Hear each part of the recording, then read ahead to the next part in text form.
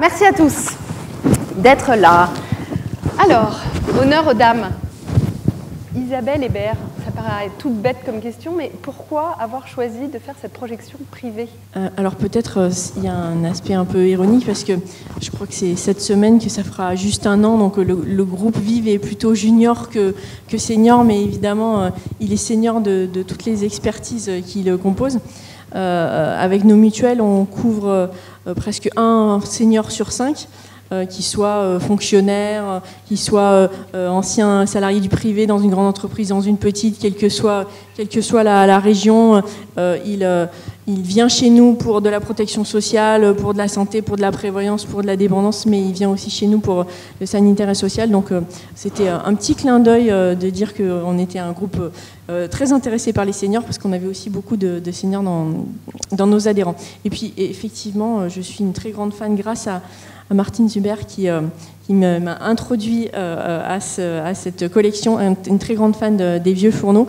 Et comme beaucoup, quand on lit pour la première fois les vieux fourneaux, et si vous le ramenez à la maison, vos enfants l'aiment bien, vos parents l'aiment bien. Donc moi, dans ma famille, tout le monde adore. On était dans un contexte où effectivement, il y a beaucoup de bandes dessinées qui sortent. Il y en a 5000 par an qui sortent, donc c'est assez énorme. Et il y en a déjà un paquet qui sont sortis avant nous. Et donc, en fait, on se dit à chaque fois, est-ce qu'on veut juste rajouter une bande dessinée sur les étagères ou est-ce qu'on a quelque chose de différent à raconter ? Et donc, effectivement, comme vous l'avez dit, la plupart des bandes dessinées sont consacrées, dans leur immense majorité, en général, à un personnage qui est le héros et qui est jeune. Donc, nous, on a juste fait ce contrepoint de dire, nous, on n'aura pas un personnage, mais toute une troupe, et ils seront pas jeunes, enfin, pas tellement. Et déjà, c'est déjà un décalage, c'est déjà quelque chose qui permet de faire une contre-proposition par rapport au mainstream, quoi. Alors effectivement, les éditeurs, quand on leur propose ça, ils se grattent un peu la tête, ils disent oui, mais certes, mais d'accord, mais ils sont vieux quand même, non ? Et c'est plutôt le parler du café du commerce. Et puis j'ai grandi dans les bistrots, enfin, mes parents tenaient des bars quand j'étais petit. Et à la fois, quand on a commencé à faire ce projet, il y avait 3 personnes qui nous avaient un peu cueillis dans l'année littéraire. C'était un petit jeune qui s'appelait Stéphane Hessel, qui venait de publier Indignez-vous à 93 ans. Il y avait Edgar Morin, qui avait 81 ans, qui avait publié La Voix, qui est un sacré texte que je vous encourage à lire. Et il y avait Michel Serres, qui avait à peu près le même âge aussi, et qui venait de publier Petite Poussette pour parler de cette génération-là de gamins qui sont toujours rivés sur leur téléphone et qui communiquent avec les pouces, pour dire n'en ayez pas peur, n'ayez pas peur de cette génération, au contraire, c'est une génération incroyable qui vit quelque chose d'incroyable. Et ces 3 gaillards-là, qui avaient donc tous plus de 80 balais, oui, ils sont à l'origine ils nous ont beaucoup inspirés pour la conception de nos personnages. C'est un mélange de gens que j'ai croisés, de gens que j'ai bien aimés, du vieux que j'aimerais être aussi. Voilà, si j'ai la possibilité d'aller jusque-là. Serge Guérin, c'est à la mode d'être vieux, c'est bien, c'est vendeur, c'est pas vendeur du coup ? Il y a beaucoup de questions dans le film, ça interroge, donc c'est compliqué parce qu'il y a plein de questions qui viennent en même temps. C'est pas vendeur les vieux, puis finalement... Ils produisent quand même, ils écrivent plein de trucs, les vieux. Le vieux n'est pas vendeur du tout. Alors, et les vieux, c'est mieux. La vieille, encore moins d'ailleurs. Mais, comme dirait l'autre, en même temps, il y en a beaucoup. C'est ça le truc qui est con. Du coup, ils achètent. Du coup, ils sont là, du coup, ils sont intéressés par plein de choses et tout ça. Et du coup, ils contribuent aussi à la société de manière très forte. Donc, il y a plein de gens qui n'aimeraient pas du tout que les vieux soient là, mais ils sont là. Et ils n'ont pas du tout l'intention nécessairement de se laisser faire. Donc, finalement, voilà. Et puis, ce ne sont pas les mêmes qu'il y a un siècle, qu'il y a une génération, 2 générations. J'allais vous dire, c'est quoi être vieux aujourd'hui ? Parce qu'avant, moi, quand j'étais enfant, il y avait c'est le 3e âge, maintenant il y a 4e âge, 5e. On est jusqu'où ? C'est quoi être vieux aujourd'hui ? Ça veut dire quoi être vieux ? Parce qu'ils ne sont pas vieux du tout, ils sont jeunes en fait. Est-ce que c'est l'état civil ?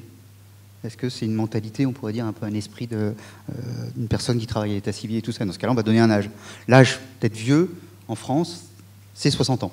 Je suis désolé pour ceux qui viennent d'avoir 60 ans, mais voilà, c'est comme ça. C'est la Sécurité sociale la carte SNCF de réduction. La Sécurité sociale nous dit En France, il y a d'autres pays où on ne dit pas comme ça, c'est 60 ans. Mais quand on demande aux gens, par exemple, on a fait il y a peu avec Ipsos et Corian une étude, et on demande aux gens, alors les plus de 65 ans, eux ils disent on est vieux à partir de 80 ans. Et les moins de 65 ans, c'est à partir de 70 ans. Comme quoi, on voit bien que c'est aussi un peu relatif, et qu'évidemment c'est un construit social, c'est pas une réalité objective. Et puis il y a des gens qui à tous les âges peuvent être vieux, et d'autres qui, bien plus tard, sont toujours jeunes. Françoise Sagan disait il y a des gens qui naissent jeunes et des gens qui naissent vieux. Sauf que quand même, il y a un allongement de la vie qui est tout à fait réel et en bonne santé. Mais oui, bien sûr, c'est-à-dire il y a un allongement de la vie, mais d'une certaine manière, il n'y a pas un allongement du regard. C'est-à-dire qu'en grande partie, la société, et en particulier les décideurs, n'ont pas du tout vu ça, n'ont pas compris. C'est-à-dire qu'ils ont l'impression que les vieux sont comme hier. Donc des gens, à 60 ans, 65 ans, il faut commencer à faire attention et tout ça. Mais non, c'est terminé. Les gens, on est vieux d'une certaine manière, on pourrait dire qu'on est vieux dès lors qu'il reste plus beaucoup de temps à vivre d'une certaine manière. Aujourd'hui, j'arrive à la retraite, il me reste un temps fou. Donc il y a tout un après-midi de la vie qui existe. Autant, et donc, en fait, je peux en profiter différemment, je peux me réinventer ma vie différemment jusqu'à des âges très très avancés. Du coup, on est les premières générations à se regarder aussi longtemps le nez au milieu de la figure entre couples, quoi, finalement. C'est l'idée de passer 40 balais avec la... Pardon. Non, mais je vous en prie. Wilfried, ce qui explique aussi pourquoi il y a autant de divorces. Mais oui, non, oui, voilà, je suis en train donné, de réaliser évidemment, à quel point ça aussi c'est une Donc performance. c'est héroïque. Ce n'est pas juste les travaux et les visites chez Ikea qui provoquent des divorces, c'est aussi parce qu'on vit plus longtemps. Tout bêtement. Quand même, l'allongement de la vie, comment on fait pour justement pallier à ce défi quand on a un modèle mutualiste et qu'il faut une solidarité transgénérationnelle pour que tout le monde s'y retrouve? En fait, nous, on a une solidarité transgénérationnelle à l'intérieur de la famille. D'ailleurs, elle est pas mal illustrée là.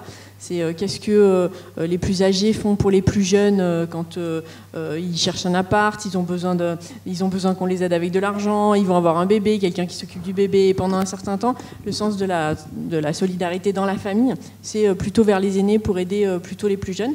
Et puis, il arrive un moment où le senior devient vraiment plus senior et que la relation s'inverse un peu et que c'est celui qui était aidé avant qui devient aidant. Donc ça, c'est un premier élément important que nous, on vit à l'intérieur de nos offres et à l'intérieur de la configuration des familles de nos adhérents. Puis après, on a le suivi de la solidarité mutualiste au global de notre population. Voilà, comment on assure la pérennité de notre dispositif quand il y a tout ce qu'on vient de décrire, le vieillissement de la population, et donc par la nature même de la translation de la population dans notre portefeuille, un vieillissement de notre portefeuille. Et c'est parmi nos challenges que d'assurer sur le long terme la solidarité intergénérationnelle. Absolument. Alors, il y a un autre challenge, c'est d'accompagner les gens dans la dignité, parce que tout le monde, vous le disiez, ne vieillit pas forcément en bonne santé. Comment on fait ? Ça, c'est un aspect important pour nous, acteurs mutualistes, non seulement sur la partie financeur, mais aussi sur la partie sanitaire et sociale. Comment, dans nos établissements, au-delà de juste les accueillir dans nos établissements, on les accueille avec le bon accompagnement et la bonne dignité dans la dimension de la fin de vie. Donc pour nous, ce n'est pas juste un sujet de financeur, c'est un sujet d'accompagnement et de services sanitaires. Et on a un ensemble de solutions à la fois à l'intérieur de nos dispositifs de services d'assistance, de téléassistance, d'accompagnement de proximité et aussi à l'intérieur de tous nos établissements. Parce que là, c'est ce que vous disiez, on le voit, hein, c'est des vieux qui sont sympas, qui sont en bonne santé, etc. Pourtant, quand on parle de vieillesse, alors c'est moins rigolo, mais c'est pas forcément ce qui vient en premier. Souvent, c'est la solitude aussi. Et j'ai envie de vous dire, en fait, est-ce que plus on est une société moderne et développée, et moins on s'occupe de nos vieux ? Vous savez, on reprend toujours la très très belle formule d'Ampateba. Il disait un vieillard qui meurt, c'est une bibliothèque qui brûle. Donc il y a ça d'un côté. Souvent d'ailleurs, quand le vieillard est là aussi un vieillard et pas une vieillarde, amusant aussi, plutôt un homme. Et puis, quand il y en a un, il faudrait commencer à en avoir beaucoup, les choses sont plus compliquées, parce que c'est plus difficile à gérer, ainsi de suite. Donc, ensuite, est-ce que dans des sociétés qui seraient très très développées, est-ce qu'on accorderait moins d'importance, est-ce qu'on accompagnerait moins bien ? Les pays nordiques, par exemple, qui sont des pays très développés, accompagnent très bien les gens âgés. Parce que c'est une question anthropologique, c'est une question de regard. Et par exemple, prendre de l'âge dans un pays nordique n'est pas du tout vécu de la même manière que prendre de l'âge dans un pays du Sud. Donc il y a aussi, c'est plus une histoire de culture sans doute qu'autre chose. Après il y a bien sûr aussi une question d'individualisme par exemple. Il y a aussi une question s'il y a moins d'enfants dans la famille, comment on s'en occupe, ainsi de suite. Et il y a tout ça qui joue. Mais c'est vrai qu'on a tendance à associer performance. on a tendance à associer réussite, on a tendance à associer productivité à la jeunesse.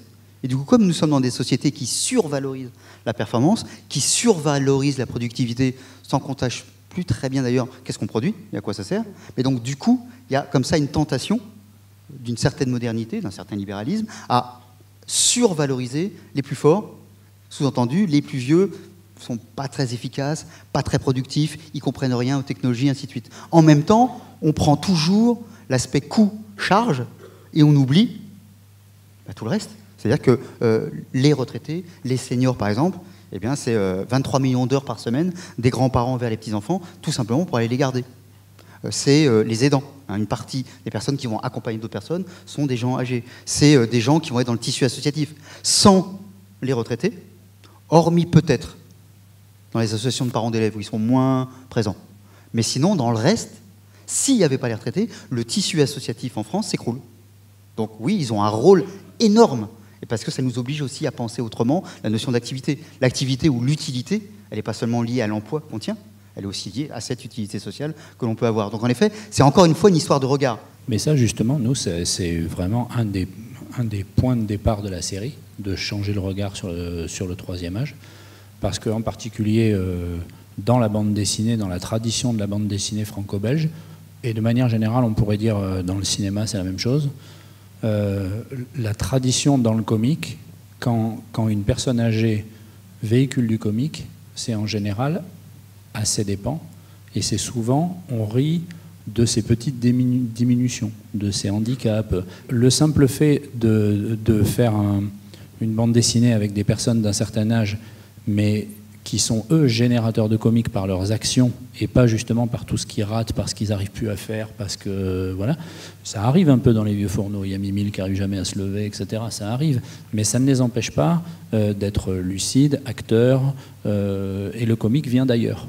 Et ce simple petit fait, c'est déjà un changement de regard. Et alors, Serge Guérin, est-ce que c'est vrai ou pas, ça, que les nouvelles technologies ont créé un fossé de génération ? D'abord, en effet, c'est une dame de 85 ans que les gens regardent avec un certain mépris. C'est une dame qui a vécu un nombre de transformations technologiques, mais aussi sociales. Elle a vu 3 monnaies différentes. Elle a vu aussi plusieurs guerres. Elle a vu aussi un pays qui n'a plus rien à voir avec celui qu'elle a connu. Enfin voilà, donc c'est des gens qui ont connu, et ça ne réarrivera sans doute jamais dans une seule vie, avoir saisi autant de différences. Du coup, ces femmes, certains regardent avec un certain mépris, sont des pionnières absolues. Deuxième élément, oui, évidemment, généralement, quelqu'un de 85 ans est moins à l'aise que quelqu'un de 15 ans avec un téléphone portable, avec un ordinateur, ainsi de suite, globalement. En même temps, d'ailleurs, ce qui est très intéressant, c'est qu'avant, c'était toujours le vieux qui apprenait aux jeunes. Sur ces questions de technologie, vous entendrez des gens de 85 ans qui seront complètement ébahis et admiratifs en disant « Ah, c'est ma petite fille qui m'a réparé en 2 minutes mon téléphone ». Et du coup, il y a une relation de réciprocité qu'on n'a sans doute jamais eue dans aucune histoire. Et puis aussi, on pense à la fracture générationnelle, mais il y a souvent une fracture sociale. D'abord, il y a une fracture géographique. Si vous habitez dans un endroit où c'est des zones blanches, où il n'y a pas d'accès, donc que vous ayez 20 ans, vous en ayez 80, de toute façon, c'est le même problème. Et donc, on oublie qu'une toute une partie de la population, au-delà de l'âge, n'a pas les outils culturels, n'a pas été formée, ne comprend pas ces objets. Et parfois, les solutions sont trouvées par les vieux eux-mêmes qui s'organisent et qui montent des cours, des systèmes et tout, pour aider d'autres gens âgés à s'en sortir. Ça fait partie de vos réflexions, le numérique, parce qu'effectivement, quand il y a, alors, par exemple, des déserts médicaux, on peut mettre en place un certain nombre de nouvelles technologies, etc. Mais l'utilisation du numérique au service de nos dispositifs, là, je citais tout à l'heure la téléassistance, mais aussi la téléconsultation, parce que dans un désert médical, chez Berthe, il n'y a peut-être pas un médecin dans le coin, ou s'il arrive quelque chose de grave avec un accident de voiture à Pierrot, vers qui se tourner. Donc la téléconsultation, la télémédecine en général, c'est un vrai enjeu, et c'est pas juste un enjeu pour les mamans qui veulent la nuit ou le soir accéder à une téléconsultation pour voir si leur enfant a un problème, mais aussi pour les seniors qui sont dans des endroits plus ruraux. Donc on voit aussi s'inventer des nouvelles formes de solidarité, un peu contraintes, parce que je n'ai pas le choix. Mais ce pas le choix permet peut-être d'inventer une société qui est justement plus amicale, plus bienveillante. Donc il n'est pas impossible que tout ça se termine bien.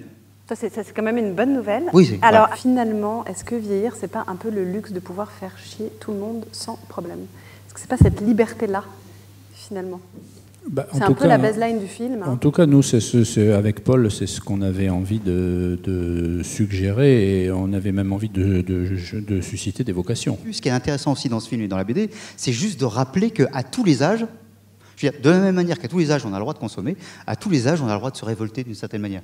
C'est-à-dire que c'est aussi, et qu'aujourd'hui, une partie des gens qui mènent différents combats, on ne rentrera pas sur les combats, sont aussi des gens qui sont parfois très âgés, alors qu'auparavant, on associait toujours nécessairement prise d'âge et conservatisme, d'une certaine manière. La société, en fait, la réponse policière et judiciaire est démunie face au grand âge. C'est une force et une liberté qui est donnée à cet âge-là, c'est que la plupart du temps, le policier et le juge sont un peu sans réponse face aux subversifs d'un certain âge. Et simplement montrer un Pierre Richard qui est un anarchiste et tout ça, ça rappelle ça aussi. C'est qu'à tous les âges, j'ai le droit de me révolter, ou qu'à tous les âges, je garde mes révoltes précédentes qui, comme le bon vin, peut-être vieillissent et s'améliorent ou pas. Après ça, c'est autre chose. Pour clore ce débat, on va voyager un petit peu. Et on va finir sur une initiative qui, je le sais, Isabelle, vous tient particulièrement à cœur, c'est Odyssée. Est-ce que vous pouvez nous présenter cette initiative ?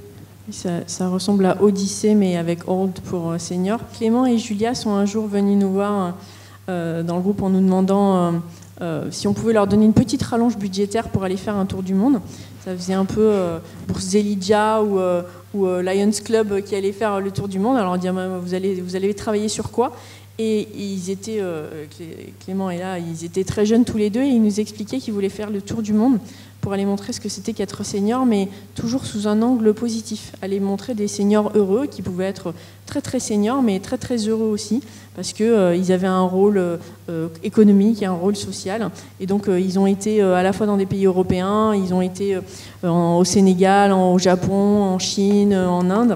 Et ils nous envoient des vidéos. Alors, si vous suivez leur site et leur compte Twitter, ils publient, je crois qu'ils sont aussi beaucoup repris dans la presse. Et chacune de leurs vidéos est une petite vignette positive et d'humour sur le monde du vieillissement. Toutes ces idées que vous aurez vues à l'étranger nous seront utiles pour notre propre stratégie. Voilà, c'était une expérience un petit peu unique. On espère que vous avez passé un bon moment. Merci à tous.